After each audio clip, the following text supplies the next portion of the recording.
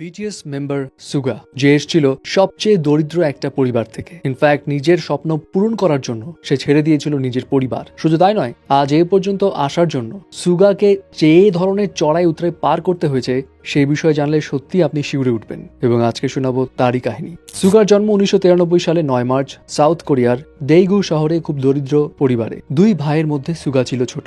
Sugar real name কিন্তু মিন ইয়ন জি। তবে তার সুগার নামটি কোত্থেকে এসছে জানেন? সেটার কাহিনী হলো, সুগা দেখতে অনেক ফর্সা, মানে চিনির মতো, আর চিনিকে ইংরেজিতে বলা হয় সুগার। সো যখন প্রথম বিগ হিট এন্টারটেনমেন্টে সুগা জয়েন করলো, তখন বিগ হিট এন্টারটেনমেন্টের সিইও তার ফর্সা মুখ এবং তার মিষ্টি হাসির কারণে তার নাম দেয় সুগা। অতিরিক্ত ফর্সা এই ছেলেটা একদম ছোটবেলা থেকেই মিউজিকের প্রতি ছিল সাংঘাতিক রকমের ইন্টারেস্টেড।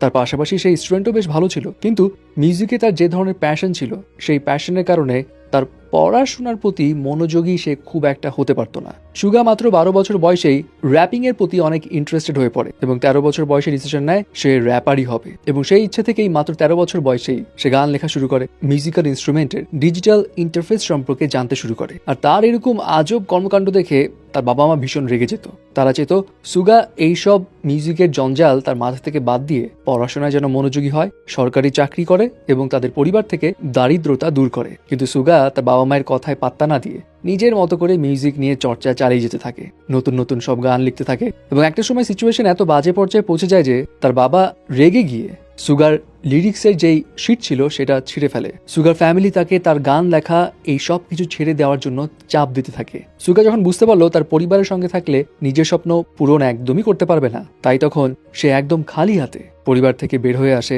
এক অজানা গন্তব্যের উদ্দেশ্যে। এবং বাস্তবতা যে কতটা কঠিন সে আস্তে আস্তে টের পাওয়া শুরু করে। এরপর মাত্র 17 বছর বয়সে সুগা একটা রেকর্ডিং স্টুডিওতে পার্ট টাইম জব নেয়। সেখানে সে গান লেখা থেকে শুরু করে গানের সুর তৈরি করা সবকিছু নিজে একাই করে। এমনকি নিজে নিজের গান মানুষের কাছে বিক্রি করতে থাকেন। বাট তার যেহেতু একদমই জনপ্রিয়তা ছিল না, তাই গুটি কয়েক মানুষ ছাড়া কেউ তার গান কিনতে চাইতো না। মাত্র $9 বিনিময়ে তিনি তার গানগুলো বিক্রি করতেন সেই সময়। এখানেই শেষ নয়, সে তার গানগুলো বিক্রি করতে গিয়ে বারবার প্রতারণারও শিকার হয়েছিলেন।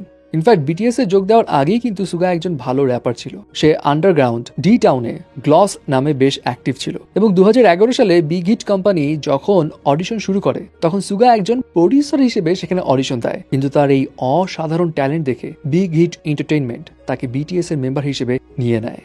আর এরপর থেকে শুরু হয় তার জীবনে আরেকটা স্ট্রাগলের অধ্যায়। বিগ হিট এন্টারটেইনমেন্টে যোগ দেওয়ার পর সুগাকে অনেক বেশি পরিশ্রম করতে হয়। কখনো না খেয়ে থেকে, কখনো মাইলের পর মাইল হেঁটে তাকে প্র্যাকটিসে যেতে হতো। বাসের টিকিট কিংবা খাবার যে কোনো একটা বেছে নিতে হতো তাকে।